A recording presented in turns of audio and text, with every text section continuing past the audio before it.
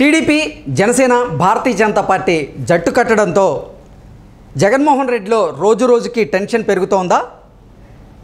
కూటమిని ఎదుర్కోవడానికి జగన్మోహన్ రెడ్డి కొన్ని వ్యూహాలు రచిస్తున్నారా? అందులో భాగంగానే వైసీపీ నేతలందరినీ ఉన్నపలంగా తాడేపల్లి ప్యాలెస్కి రండి అంటూ హుకుం జారీ చేశాడా జగన్మోహన్ రెడ్డి అంటే అవునని సమాధానం ఇస్తున్నారు కొంతమంది రాజకీయ విశ్లేషకులు. ఇక ఇదే అంశానికి సంబంధించి మనతో మాట్లాడేందుకు ప్రముఖ సీనియర్ జర్నలిస్ట్ దుర్గాకుమార్ గారు మనతో ఉన్నారు. సార్తో మాట్లాడదాం. సార్ నమస్తే అండి. నమస్తే కృష్ణ గారు, మన వీక్షకులకు కూడా. Sir, TDP Janasena Bharatiya Janata party జట్టు కట్టడంతో జగన్మోహన్ రెడ్డిలో ఓటమి భయం స్పష్టంగా కనపడుతుందని, ఆయన భయం నానాటికి పెరుగుతోందని, ఆ కూటమిని ఎదుర్కోవడానికి జగన్మోహన్ రెడ్డి కొన్ని వ్యూహాలు రచిస్తున్నారని, అందులో భాగంగానే వైసీపీ నేతలని చాలామందిని ఉన్నపలంగా మీరు తాడేపల్లి ప్యాలెస్కి రండి అంటూ జగన్మోహన్ రెడ్డి వారికి హుకుం జారీ చేశారు అంటూ కూడా ఒక వార్త ఇప్పుడు సోషల్ మీడియాలో చక్కర్లు కొడుతూ ఉంది. నిన్న ప్రజాగలం తర్వాత జగన్మోహన్ రెడ్డిలో అసలు ఓటమి భయం ఇంకా పెరిగింది అనేది ఒక వార్త. సార్, దీని మీద మీ విశ్లేషణ ఏంటి? అంటే కృష్ణ గారు, ఇక్కడ మనం గమనించాల్సింది ఏంటంటే, ప్రజాగళము ఈ మూడు పార్టీల కూటమి తర్వాత ఆయన పరిపాలన ఏంటనేది ఆయనకు తెలుసు కదండి.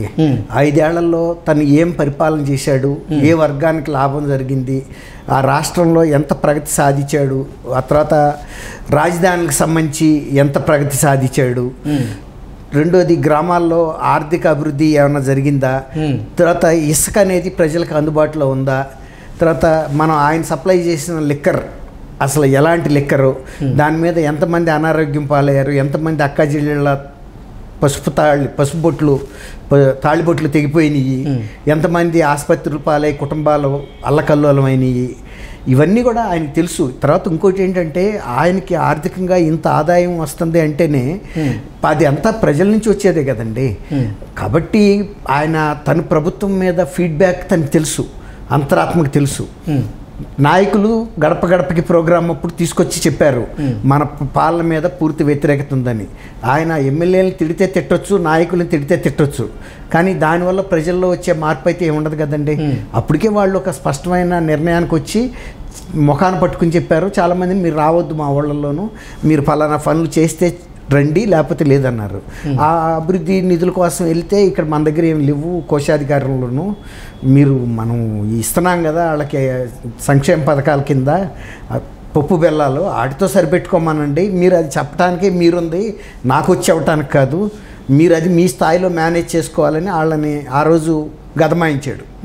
గదమాయిస్తే వాళ్ళు ఏం మాట్లాడతారు, వెళ్ళిపోయారు. ఎవడ దోవనాడు ఊళ్ళల్లోకి వెళ్ళినా మనకు పరపతి ఉండదనేసి ఎవడ దోవనాళ్ళు ఇళ్లలో కూర్చున్నారు. సరే, ఇప్పుడు ఎన్నికల హడావిడి మొదలైంది.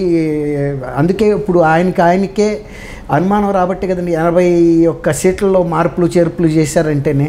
అసలు 81 మందిని అంటే దాదాపు 50%, 45 to 50% మెంబర్స్ని చేంజ్ చేశాడు. ఒకప్పుడు ఆయన ఏం చెప్పాడు, 175కి 175 గెలుస్తా అన్నాడు, వైనాట్ కుప్పం అన్నాడు, వాళ్ళు వైనాట్ పులివెందుల అన్నారు. తను సొంత నియోజకవర్గంలో కూడా ఛాలెంజ్ వచ్చేసింది. అనుకున్నట్టుగానే ఆయన వెళ్ళినప్పుడు కూడా అక్కడ రియాక్షన్ వేరేగా వచ్చింది. సరే, ఇదంతా పక్కన పెట్టండి. ఎప్పుడన్నా ఏ అధికార పార్టీ నుంచి అయినా మంత్రులు రిజైన్ చేసి ప్రతిపక్షాల్లో చేరిన సంఘటనలు మనం ఎక్కడ కూడా చూడాల. ఇప్పుడు వైఎస్ఆర్సీపీలో జరిగింది. అప్పుడు ముఖ్యమంత్రితోనూ క్యాబినెట్లోనూ మంత్రులతో కలిసి వచ్చిన అరగంటకి మళ్ళీ వెళ్ళి తెలుగుదేశం పార్టీలో ఆ జయరామ్ గారు వీళ్ళంతా చేరారు కదండి. ఎంతమంది ఎంపీలు చేరారు, ఇంకా ఎంతమంది చేరుతున్నారు. ఇప్పుడు ఆయన శ్రీనివాసరెడ్డి గారు, మాగుంట శ్రీనివాసరెడ్డి గారు, ప్రభాకర్ రెడ్డి, కృష్ణదేవరాయలు, అతను బాలశౌరైతేనో దాంట్లో చేరాడు. అట్లా ఇంకొక ఆయన కూడా తెలుగుదేశంలో చేరాడు. ఇట్లా అనేక మంది చేరారు. చెప్పుకోవడానికి ఇంతమంది అని కాదు, ఎమ్మెల్యేలు, సిట్టింగ్ ఎమ్మెల్యేస్ మంత్రులు జాయిన్ అయ్యారు. అది కూడా ఇవాళ తెలుగుదేశం వాళ్ళకేమి టికెట్లు హామీ కూడా ఇచ్చే పరిస్థితి లేదు. అయినా సరే అన్కండిషన్ బేషరతుగా జారుతామని వచ్చి జారుతున్నారు. ఎందుకంటే అధికార పార్టీ ఓడిపోద్ది, ఆ పార్టీలో ఉండే కన్నా ప్రతిపక్షం ఏదైతే గెలుస్తుందో గెలిచే పార్టీలో జారాలనే కదా వాళ్ళంతా ఇటు వచ్చేస్తున్నారు. అదొకటే పెద్ద ఇండికేషను. రెండోది, బీజేపీ పార్టీతో ఈయనకి అనధికారికంగా ఎంత సపోర్ట్, ఒక దత్తపుత్రుడు అన్నంత ప్రేమతో ఈయన్ని ట్రీట్ చేశారు ఇప్పుడు రాక. ఈయన వాళ్ళకి రాజ్యసభలో అన్ని బిల్లులకి సపోర్ట్ చేశాడు బేషరతుగా. అలాగే వాళ్ళు కూడా మ్యాక్సిమం ఎంత సహాయం గరిష్టంగా చేయగలరో ఈయన్ని అంత ప్రేమగా చూసుకున్నారు. కానీ ఇప్పుడు వచ్చిన నివేదికల తర్వాత వాళ్ళు వైఎస్ఆర్సీపీతో కనుక మనం అంటకాగితే మనం ఇంకా నష్టపడతాము. రేపు ఏదైనా లోక్సభ సీట్లు ఫేవరబుల్గా మనమన్నా రావాలి, మన భాగస్వామ్య పార్టీలన్నా గెలవాలి. అదే వైఎస్ఆర్సీపీని భాగస్వామ్య పార్టీగా పెడితే మనకి రావు, వాళ్ళకి కూడా రావు. కాబట్టి ఇద్దరు నష్టపడతాం అనే ఉద్దేశం మీద వాళ్ళు టీడీపీని వాళ్ళ తీసుకున్నారంటే, గతంలో మీరు గుర్తు చేసుకోండి, ఆయన అరెస్ట్ చేసినప్పుడు కూడా చంద్రబాబు నాయుడు గారికి సంబంధించి విషయం మాట్లాడటానికి వెళ్ళినప్పుడు కూడా కేంద్ర ప్రభుత్వంలో పెద్ద సహకరించలా, ఇంటర్వ్యూ కూడా ఇవ్వాల. కానీ జగన్మోహన్ రెడ్డి గారు ఈ అరెస్టు కేంద్రం చేసింది అన్నప్పుడు వాళ్ళు అప్పుడు తెలుసుకున్నారు, ఓ ఈ ఆయన బట్ట కాల్చి మన మీద వేసాడు, ఇది మనం నష్టం నివారణ చేసుకోవాలని చెప్పి లోకేష్ గారిని ఆహ్వానం మీద పిలిపించుకున్నారు. అంటే నేను ఇదంతా ఎందుకు చెబుతున్నానంటే, పార్టీ మీద ఇంత వ్యతిరేకత ఉన్న పరిస్థితుల్లో వీళ్ళు అభ్యర్థులు ఎంతవరకు ఫేస్ చేయగలుగుతారు. మొన్న మీరన్నది మీటింగ్ పేరు ఏంటంటే, మన ప్రజాగళం ఇంత సక్సెస్ అవుద్దని కూడా ఆయన ఊహించలా. ఎప్పుడైతే ప్రైమ్ మినిస్టర్ రావటం, ఆయన మరీ డీటెయిల్డ్గా చెప్పకపోయినా రాష్ట్ర ప్రభుత్వం దుష్పరిపాలన జరిగించింది, అవినీతి పరిపాలన సాగింది, అసలు పరిపాలనే లేదు, అక్రమం అవినీతి అన్ని దౌర్జన్యం చేసింది అనేసి అన్ని చెప్పేశాడు. ఇంకా ఒక ప్రధానమంత్రిగా ఉండి 5 సంవత్సరాల్లో రాష్ట్రం ఎంత అధోగతి పాలైందని చెప్పాడు. దీన్ని పునర్నిర్మాణం చేసుకోవాల్సిన అవసరం ఉందన్నాడు. అట్లాగే ఇందుకోసం 5 ఏళ్ల నుంచి చంద్రబాబు నాయుడు, పవన్ కళ్యాణ్ చేస్తున్న కృషిని అందరూ గుర్తించాలన్నాడు. అంటే ఎంత కాంప్లిమెంట్ వాళ్ళకిచ్చాడు, ఎంత కంప్లైంట్స్ ఈయన మీద చేశాడు.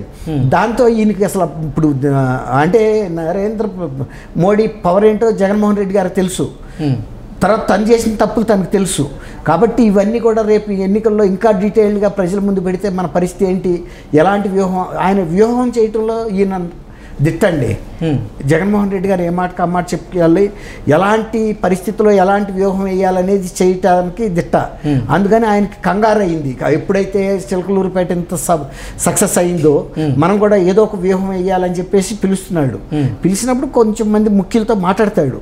ఎలాగైనా సరే మళ్ళీ మనం హ్యాట్రిక్ కొట్టాలి, నెక్స్ట్ గెలవాలనేది ఉంది కదా, 175 అన్నాడు. కానీ అసలు ఏదో ఒక స్థాయిలో గెలిస్తే చాలనే ఫీలింగ్లో ఉన్నాడు ఆయన.